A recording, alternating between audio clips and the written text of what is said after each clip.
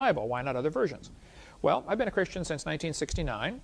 I was raised all kinds of different churches, and after I got saved, my parents started giving me just about every kind of Bible version there was, and I have a collection of quite a few different Bible versions. I'm not afraid of them. But let me give you a quick history of the different Bible versions, and maybe this will put it in perspective. I have slowly, over 30-some years, come to the position of the King James. Now, I don't fight Christians that use other versions. Use whatever you want, okay? But I think if you're really going to be a Bible student, you're going to have to get a King James. Here's the story. The New Testament books were written shortly after the time of Christ. They had to make copies. It takes about 10 months to write out a copy of the Bible.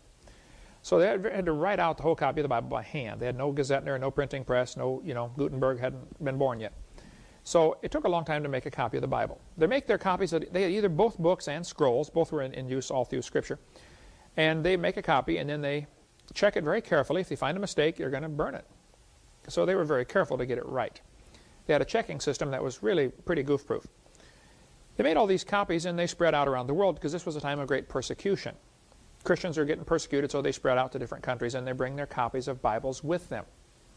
So you got somebody in India who's copying the Bible and somebody in France who's copying the Bible, and pretty soon the copy wears out. Let's just pick a few numbers here. This is a book from the early 1900s. It's a very beautiful book and it's beginning to get worn out.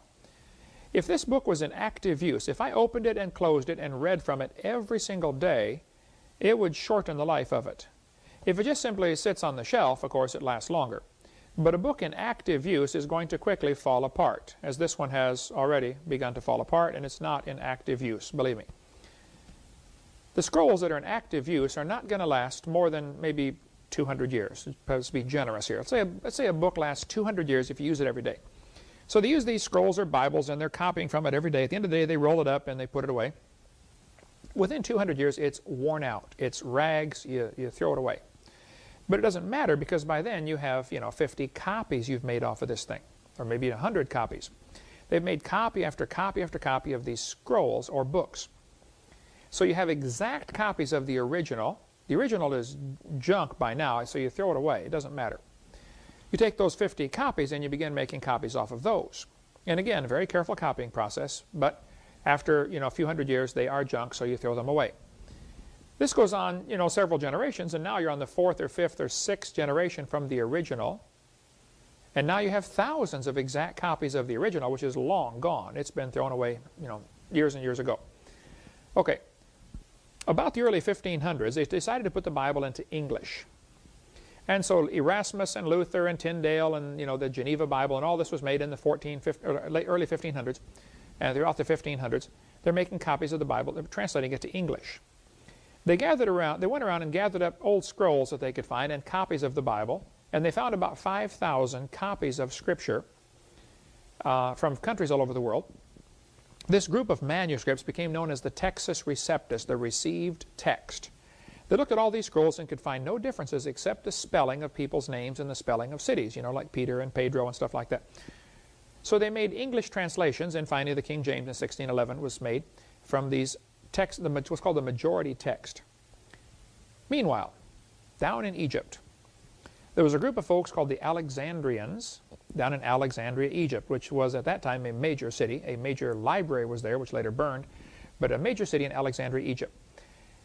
There was a cult down there called the Alexandrians. They were sort of like Jehovah's Witnesses. They wanted everybody to think they were Christian, but they believed a lot of strange things.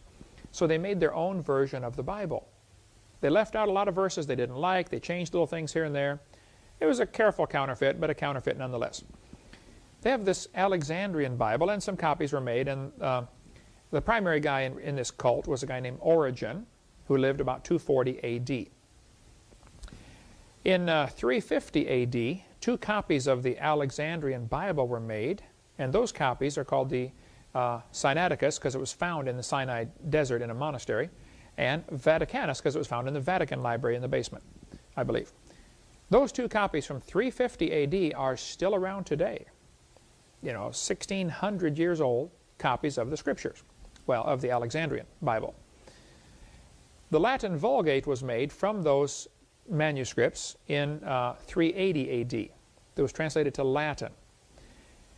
Then in 1582, the Catholic Church ordered the translation of the Latin Vulgate into English, And that's where the Douay Confraternity and the Douay Rheims version come in. The Douay versions were made from the Latin, which was a good translation of the wrong manuscript. They're translating the Alexandrian. So they got the bad manuscript, the corrupt, cult manuscript, being translated into English, which became the official Catholic version in use today, the Douay version of the Bible. Two guys named Westcott and Hort came along in 1875, and they took these Alexandrian manuscripts, of which I think about 15 or 17 of them were found, I don't know, and they said, these are old manuscripts, therefore they're better. Well, now hold on a minute. Yes, they're older, but that doesn't mean they're better. They're older because they're worse. The people didn't use them. They didn't wear them out. But they made a modern Greek version of the Bible from this ancient one. They put it on new paper, new ink, and made a new Greek edition in 1875. This was then translated into English, at least the New Testament in Greek. And so the English translations of the of the Westcott and Hort text include the Revised Version done in 1881, the American Standard Version done in 1901, the Revised Standard in 1946, and that's the Bible I got saved from, the New World Translation, Jehovah's Witness Bible, made in 1950, the New American Standard Bible, made in 1960, the Good News Bible, the Amplified Bible, the Living Bible, and the NIV. All of those are good translations of the wrong manuscript. So I don't fault the translators. I think they're probably sincere men, probably intelligent men, but they're translating the wrong book. They need to get the right Bible. The first mention of Alexandria is in Acts chapter 9 when they were disputing with Stephen, arguing with the Christians. And we still got the same thing today with these different versions of the Bible, arguing with the real Bible. Okay, my Jehovah's Witness Bible on my shelf will probably never get worn out. It doesn't mean it's better, it just means I'm not going to use it. Okay, I have one, I have a Mormon Bible, I'm not going to use it. So that's the story. There are more manuscripts of the Bible than any other book ever written in ancient times. Homer's Iliad, for instance, there are only 643 manuscripts known today. By 1946, they discovered 24,000 manuscripts of the Bible. Then when the Dead Sea Scrolls were found in 1947, they now have 40,000 new manuscripts to work from.